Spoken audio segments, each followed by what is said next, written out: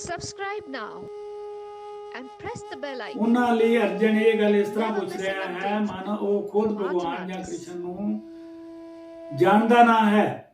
ਜਿਸ ਤਰ੍ਹਾਂ ਕਿ 10ਵੇਂ ਅਧਿਆਇ ਵਿੱਚ ਸਪਸ਼ਟ ਹੋ ਜਾਏਗਾ ਕਿ ਅਰਜਨ ਭਲੀਭਾਂਤ ਜਾਣਦਾ ਸੀ ਕਿ ਕ੍ਰਿਸ਼ਨ ਭਗਵਾਨ ਹਨ ਔਰ ਪ੍ਰਤੇਕ ਵਸਤੂ ਦੇ ਮੂਲ ਸਤੋਤਰ ਹਨ ਔਰ ਬ੍ਰਹਮ ਦੀ ਚਰਮ ਸੀਮਾ ਵੀ ਹਨ। ਨਿਰਸੰਦੇਹ ਸ੍ਰੀ ਕ੍ਰਿਸ਼ਨ ਇਸ ਪ੍ਰਿਥਵੀ ਤੇ ਦੇਵਕੀ ਦੇ ਪੁੱਤਰ ਦੇ ਰੂਪ ਵਿੱਚ ਅਵਤਾਰਤ ਹੋਏ। ਆਮ ਆਦਮੀ ਲਈ ਇਹ ਸਮਝ ਪਾਣਾ ਮੁਸ਼ਕਲ ਹੈ ਕਿ ਸ੍ਰੀ ਕ੍ਰਿਸ਼ਨ ਇਸ ਪ੍ਰਕਾਰ ਸਾਖਸ਼ਾਤ ਆਦਿ ਪੁਰਸ਼ ਸ੍ਰੀ ਭਗਵਾਨ ਦੇ ਰੂਪ ਵਿੱਚ ਬਣੇ ਰਹੇ। ਇਸ ਲਈ ਇਸ ਗੱਲ ਨੂੰ ਸਪਸ਼ਟ ਕਰਨ ਲਈ ਹੀ ਅਰਜਨ ਨੇ ਕ੍ਰਿਸ਼ਨ ਕੋਲੋਂ ਇਹ ਪ੍ਰਸ਼ਨ ਪੁੱਛਿਆ ਕਿ ਜਿਸ ਨਾਲ ਉਹ ਹੀ ਪ੍ਰਮਾਣਿਕ ਰੂਪ ਵਿੱਚ ਦੱਸਣ ਕਿ ਕ੍ਰਿਸ਼ਨ ਪਰਮ ਪ੍ਰਮਾਣ ਹਨ ਕਿ ਤੱਥ ਅੱਜ ਨਹੀਂ ਅਨੰਤ ਕਾਲ ਤੋਂ ਸਾਰੇ ਵਿਸ਼ਵ ਦੁਆਰਾ ਸਵੀਕਾਰ ਕੀਤਾ ਗਿਆ ਹੈ। ਕੇਵਲ ਅਸੁਰ ਹੀ ਇਸ ਨੂੰ ਅਸਵੀਕਾਰ ਕਰਦੇ ਹਨ। ਜੋ ਵੀ ਹੋਵੇ, ਕਿਉਂਕਿ ਕ੍ਰਿਸ਼ਨ ਸਵੀਕ੍ਰਿਤ ਪਰਮ ਪ੍ਰਮਾਣ ਹਨ। ਇਸ ਲਈ ਅਰਜਨ ਉਹਨਾਂ ਨੂੰ ਹੀ ਪ੍ਰਸ਼ਨ ਕਰਦਾ ਹੈ ਜਿਸ ਨਾਲ ਕ੍ਰਿਸ਼ਨ ਖੁਦ ਦੱਸਣ ਔਰ ਅਸੁਰ ਔਰ ਉਹਨਾਂ ਦੇ ਅਨੁਯਾਈ ਜਿਸ ਤਰ੍ਹਾਂ ਆਪਣੇ ਲਈ ਤੋੜ ਮਰੋੜ ਕਰਕੇ ਉਸ ਨੂੰ ਪ੍ਰਸਤੁਤ ਕਰਦੇ ਹਨ ਉਸ ਤੋਂ ਬਚਿਆ ਜਾ ਸਕੇ। ਇਹ ਹਰੇਕ ਵਿਅਕਤੀ ਲਈ ਜ਼ਰੂਰੀ ਹੈ ਕਿ ਆਪਣੇ ਕਲਿਆਣ ਲਈ ਉਹ ਕ੍ਰਿਸ਼ਨ ਵਿਦਿਆ ਦਾ ਗਿਆਨ ਰੱਖੇ। ਇਸ ਲਈ ਕ੍ਰਿਸ਼ਨ ਜਦ ਖੁਦ ਆਪਣੇ ਵਿਸ਼ੇ ਵਿੱਚ ਦੱਸ ਰਹੇ ਹਨ ਇਹ ਸਾਰੇ ਵਿਸ਼ਵ ਲਈ ਸਭ ਸ਼ੁਭ ਹੈ। ਕ੍ਰਿਸ਼ਨ ਦੁਆਰਾ ਕੀਤੀਆਂ ਗਈਆਂ ਅਜਿਹੀਆਂ ਵਿਆਖਿਆਵਾਂ ਅਸੁਰਾਂ ਨੂੰ ਭਾਵੇਂ ਵਿਚਿੱਤਰ ਲੱਗਣ ਕਿਉਂਕਿ ਉਹ ਆਪਣੇ ਹੀ ਦ੍ਰਿਸ਼ਟੀਕੋਣ ਤੇ ਕ੍ਰਿਸ਼ਨ ਦਾ ਅਧਿਐਨ ਕਰਦੇ ਹਨ। ਲੇਕਿਨ ਜੋ ਭਗਤ ਹਨ ਉਹ ਸਾਖਸ਼ਾਤ ਕ੍ਰਿਸ਼ਨ ਦੁਆਰਾ ਉਪਦੇਸ਼ ਵਚਨਾਂ ਦਾ ਹਿਰਦੇ ਵਿੱਚ ਸਵਾਗਤ ਕਰਦੇ ਹਨ। ਭਗਤਗਣ ਹਮੇਸ਼ਾ ਕ੍ਰਿਸ਼ਨ ਭਗਵਾਨ ਦੇ ਅਜਿਹੇ ਪ੍ਰਮਾਣਿਕ ਵਚਨਾਂ ਦੀ ਪੂਜਾ ਕਰਦੇ ਹਨ ਕਿਉਂਕਿ ਉਹ ਲੋਕ ਉਹਨਾਂ ਦੇ ਵਿਸ਼ੇ ਵਿੱਚ ਹੋਰ ਜਾਣਨ ਲਈ ਉਤਸੁਕ ਰਹਿੰਦੇ ਹਨ। ਇਸ ਲਈ ਜੋ ਨਾਸਤਗਣ ਹਨ ਜੋ ਕ੍ਰਿਸ਼ਨ ਭਗਵਾਨ ਨੂੰ ਆਮ ਆਦਮੀ ਮੰਨਦੇ ਹਨ ਉਹ ਸ੍ਰੀ ਕ੍ਰਿਸ਼ਨ ਨੂੰ ਅਤੀ ਮਾਨਵ ਸੱਚਦਾਨੰਦ ਵਿਗ੍ਰਹ ਦਿਵਿਆ ਤ੍ਰੈਗੁਣ ਅਤੀਤ ਔਰ ਇਸ ਕਾਲ ਦੇ ਪ੍ਰਭਾਵ ਤੋਂ ਪਰੇ ਸਮਝ ਸਕਣਗੇ। ਅਚਕੋਟੀ ਦੇ ਭਗਤ ਅਰਜਨ ਨੂੰ ਸ੍ਰੀ ਕ੍ਰਿਸ਼ਨ ਭਗਤ ਅਰਜਨ ਨੂੰ ਕਦੇ ਵੀ ਸ੍ਰੀ ਕ੍ਰਿਸ਼ਨ ਦੇ ਦਿਵਯ ਸਰੂਪ ਬਾਰੇ ਕੋਈ ਵੀ ਭਰਮ ਨਹੀਂ ਹੋ ਸਕਦਾ।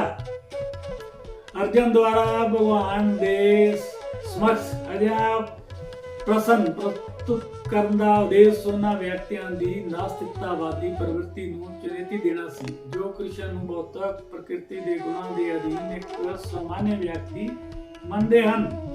ਸ੍ਰੀ ਭਗਵਾਨ ਭਗਵਾਨ ਸ੍ਰੀ ਕ੍ਰਿਸ਼ਨ ਕਹਿ ਰਹੇ ਹਨ। 15ਵਾਂ ਸ਼ਲੋਕ ਹੈ ਬਹੁਨੀ ਮੈਂ ਵਿਆਤੀ ਯਾਨੀ ਗਿਆਨ ਮਾਨੀ ਤਬ ਚਾਰਜਨ ਤਾਨੀ ਐਮ ਵੇਦ ਸਵਾਰਨ ਨਾ ਤਵਮ ਵੇਤਤ ਪ੍ਰੰਤਪ। ਭਗਵਾਨ ਸ੍ਰੀ ਕ੍ਰਿਸ਼ਨ ਨੇ ਕਿਹਾ ਕਿ ਤੁਹਾਡੇ ਔਰ ਮੇਰੇ ਨੇਕ ਜਨਮ ਹੋ ਚੁੱਕੇ ਹਨ। ਮੈਨੂੰ ਤਾਂ ਉਹਨਾਂ ਸਭ ਦਾ ਸਿਮਰਨ ਹੈ ਪਰ ਇਹ ਪ੍ਰਤਮ ਤੁਹਾਨੂੰ ਉਹਨਾਂ ਦਾ ਸਿਮਰਨ ਨਹੀਂ ਰਹਿ ਸਕਦਾ। ਬ੍ਰਹਮ ਸੰਹਿਤਾ ਵਿੱਚ 5ਵੇਂ ਅਧਿਆਇ ਦੇ 33ਵੇਂ ਸ਼ਲੋਕ ਵਿੱਚ ਸਾਨੂੰ ਭਗਵਾਨ ਦੇ ਅਨੇਕ ਅਵਤਾਰਾਂ ਦੀ ਸੂਚਨਾ ਪ੍ਰਾਪਤ ਹੁੰਦੀ ਹੈ। ਉਹਨਾਂ ਨੇ ਕਿਹਾ ਹੈ ਅਦਵਾਤਿਮ ਅਚੇਤਮ ਅਨਾਦਿਮ ਅਨੰਤਤਾ ਰੂਪਮ ਅਧਿਆਮ ਪ੍ਰਾਣਾ ਪੁਰਸ਼ਮ ਨਵ ਜੋਵਨ ਚ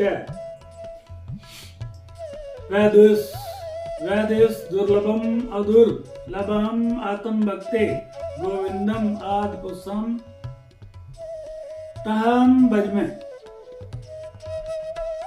मैं उस पुरुष श्री भगवान गोविंद की पूजा करता हाँ। मैं उस पुरुष श्री भगवान गोविंद की पूजा करता जो आदित अच्युत और अनादि हैं जबकि अनेक रूपों का विस्तार है। लेकिन जो भी उस ਪੁਰਾਤਨ ਔਰ ਨਿਤੇ ਨਵ ਜੋਵਨ ਯੁਕਤ ਰਹਿੰਦੇ ਹਨ ਸ੍ਰੀ ਭਗਵਾਨ ਦੇ ਅਜਿਹੇ ਸਸਤਾਨੰਦ ਰੂਪ ਨੂੰ ਸ੍ਰੇਸ਼ਟ ਵੈਦਿਕ ਵਿਦਵਾਨ ਜਾਣਦੇ ਹਨ। ਕਿੰਤੂ ਵਿਸੁੱਧ ਅਨੇ ਭਗਤਾਂ ਨੂੰ ਤਾਂ ਉਹਨਾਂ ਦੇ ਦਰਸ਼ਨ ਨਿਤ ਹੀ ਹੁੰਦੇ ਹਨ। ਬ੍ਰਹਮ ਸੰਹਿਤਾ ਵਿੱਚ 5ਵੇਂ ਅਧਿਆਇ ਦੇ 39ਵੇਂ ਸ਼ਲੋਕ ਵਿੱਚ ਕਿਹਾ ਗਿਆ ਹੈ ਰਾਮ ਦੀ ਮੁਕਤ ਕੁਲਾ ਨਿਯਮਨ तिष्ठान नाना अवतारम करो तवनेश किंतु कृष्ण स्वयं संभवत परमानंद यो गोविंदम आज पुरुषम तम अहम भजामि।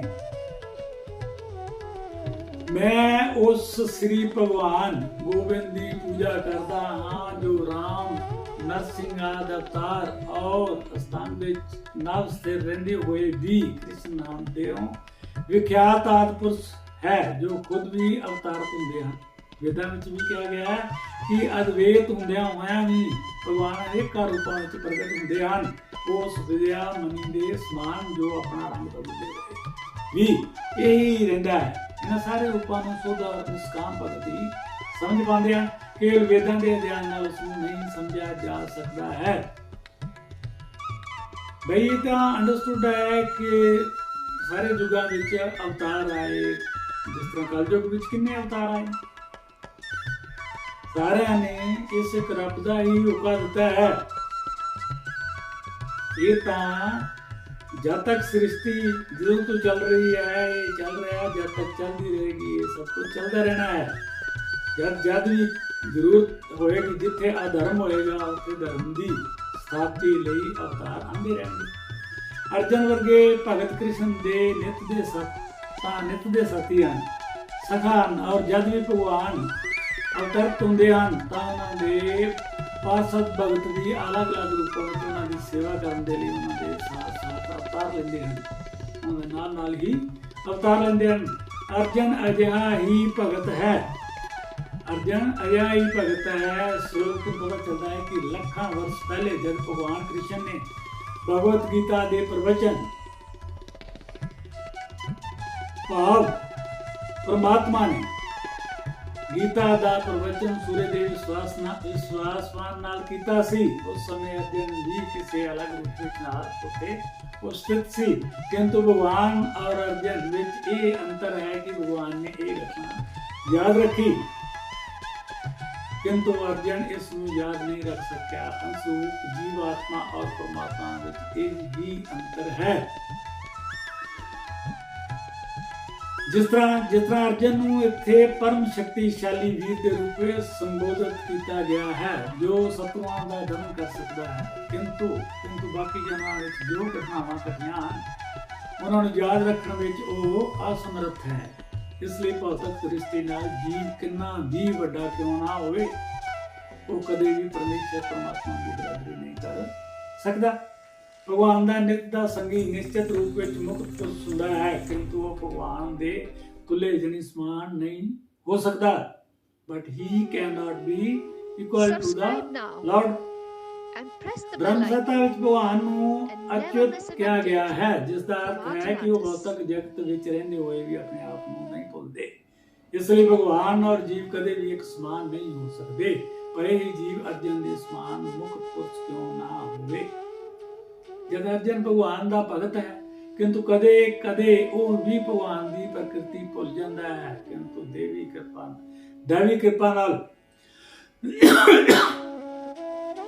कृपा नाल भगत तुरंत भगवान की अच्युत स्थिति नूं समझ जाता है। जद कि आ भगत इस दिव्या प्रकृति नूं समझ नहीं पाउंदा। कृष्ण नूं लखां वर्ष पहला कीते हुए कमां दी याद है, स्मृति बनी हुई है, किंतु अर्जन को याद नहीं है कि अर्जन और कृष्ण दोनों ही साक्षात एक सुभाव दे हन। इत्थे सानूं ये भी देखण लई मिलदा है कि शरीर बदलण दे नाल जीवात्मा सब कुछ भुल जाती है, किंतु कृष्ण सब सिमरन रखते हैं क्योंकि भगवान और याद रखते हैं, क्योंकि कृष्ण भगवान हन, विष्णु दे अवतार हन, महाविष्णु दे अवतार, क्योंकि वो अपने सदानंद शरीर में बदलते नहीं हैं। ये अद्वैत है, जिसका अर्थ है कि उन्होंने शरीर और आत्मा में कोई अंतर नहीं है। इस नाल संबंधित हर वस्तु आत्मा है, जबकि जीव अपने शरीर तो अलग हुंदा है। भगवान का शरीर और आत्मा अभिन्न है, इसलिए उन्होंने स्थिति तद भी आम जीव तो अलग बनी रहती है। जदों भौतिक सतर ते अवतार लेंदे हन, आ भगत भगवान की इस दिव्या प्रकृति नाल तालमेल नहीं बिठा पाउंदे, जिसकी व्याख्या अगले श्लोक में भगवान खुद कर रहे हैं। ਸ਼ਲੋਕ ਨੰਬਰ 6 ਵਿੱਚ ਭਗਵਾਨ ਸ੍ਰੀ ਕ੍ਰਿਸ਼ਨ ਕਹਿ ਰਹੇ ਹਨ ਕਿ ਅਜਪੀ ਸਨ ਅਵश्य ਆਤਮਾ ਭੂਤਾਨਮ ਈਸ਼ਵਰ ਅਪੀ ਸਨ ਪ੍ਰਾਕ੍ਰਿਤਮ ਸਵਾਮ ਆਦਿਸਥਾਏ ਸੰਭਾਵਾਮੀ ਆਤਮ ਮਾਇਆ। मतलब जब मैं अजन्मा और अविनाशी हाँ, भगवान श्री कृष्ण कह रहे हैं कि जब मैं अजन्मा और अविनाशी हाँ और जब कि मैं समस्त जीवां दा स्वामी हाँ तो भी हरेक युग विच मैं अपने आदि दिव्य रूप विच प्रगट हुंदा हाँ। हुण इत्थों सानू जीवां नू समझना चाहिए है, इत्थे कह रहे हैं भगवान श्री कृष्ण कि मैं अजन्मा लेकिन अजन्मे नहीं सन, देवकी दे पुत्र सन, उन्होंने जन्म लिया और इस दुनिया तो अविनाशी पाप इस दुनिया तो गए भी। पर एक गल जिहड़ी है दास पहला में आदमी दे सन्मुख रख रहा सी, हुण भी रख रहा है कि भगवान श्री कृष्ण भगवान हन। प्रभु परमेश्वर परमात्मा ने जब ये भागवत कथा सूर्यदेव नूं सुनाई तो जो सुनाई एज इट इज भगवान श्री कृष्ण अर्जुन नूं सुना रहे हैं। आप जी नूं समझ आ रही होगी गल दास जो कहन जा रहा है। गल ये है कि ये आदि ग्रंथ है, ये पिछे तो सतयुग तो चले आ रहा है। तो भगवान श्री कृष्ण भगवान हैं, इस करके उन्होंने दे अंदर ये पूरा ग्रंथ समाया हुआ है। इस ग्रंथ नूं दोबारा रिपीट किया है एज इट इज। उत्थे मैं शब्द नूं कुछ भी होर नहीं सी बोल सकते, उत्थे यही कहना पैंदा है कि मैं अजन्मा, क्योंकि भगवान श्री प्रभु परमेश्वर परमात्मा अजन्मा है, रब अजन्मा है, कहता है कि मैं अविनाशी हाँ। भगवान श्री परमपिता परमात्मा प्रभु परमेश्वर परमात्मा यानी रब अविनाशी है। तो फिर अगे कह रहे हैं कि जब कि मैं शाश्वत जीवां दा स्वामी हाँ, समस्त जीवां दा सारी पूरी कुल सृष्टि का स्वामी हाँ। ये रब की गल है, भगवान श्री कृष्ण कह रहे। तो भी हरेक युग विच मैं अपने आप दिव्य रूप विच प्रगट हुंदा, हरेक युग विच हरेक टाइम ते जद भी किते जरूरत पैंदी है प्रभु परमेश्वर परमात्मा कह रहे हैं कि मैं अपने दिव्य रूप विच प्रगट हुंदा। Although I am unborn and my transcendental body never determined rate, and although I am the Lord of all living entities, I still appeared in every millennium in my original transcendental form. भगवान ने अपने जन्म की विलक्षणता दसी है, जदों आम आदमी की तरह प्रगट हो सकते हैं। उन्होंने अनेक जन्मां की सूची बनी रही है। भगवान श्री कृष्ण ने as it is Bhagavad Gita नूं क्या है, भगवान श्री कृष्ण ने अपने जन्म की भी विलक्षणता फरमाई है, जद कि आम आदमी नूं कुछ भी याद नहीं रहता है, सिमरन नहीं रहता है। जब भी पूछो कि एक दिन पहला वो इस समय की काम कर रहे हैं तो आम आदमी तत्काल इसका उत्तर नहीं दे पाता, क्योंकि उत्तर देने लिए अपनी लाना पड़ेगा कि कल इस समय वो की कर रहे थे। फिर लोग प्राय अपने आप में ईश्वर जहाँ कृष्ण घोष करते फिरते हैं। अजिहे लोग भी मनुख नूं अजिही निराधार घोषणावां नाल भरमत नहीं होना चाहिए, असलियत में पकड़ना चाहिए है। हम भगवान द्वारा अपनी प्रकृति का स्वरूप अपनी प्रकृति की स्वरूप की व्याख्या करते हैं। भगवान Shri Krishna as it is ही बोल रहे प्रकृति हम भगवान द्वारा अपनी प्रकृति या स्वरूप की व्याख्या करते हुए प्रकृति का अर्थ सद्भाव और स्वरूप दोवें हैं। भगवान कहते हैं कि वो अपने शरीर में प्रगट होंगे हैं, वो आम आदमी वांग अपना शरीर नहीं बदल दे। देखो ना गीता एज इट इज आ रही है, बार बार दास बोल रहा है कि गीता एज इट इज आ रही है। रब अपना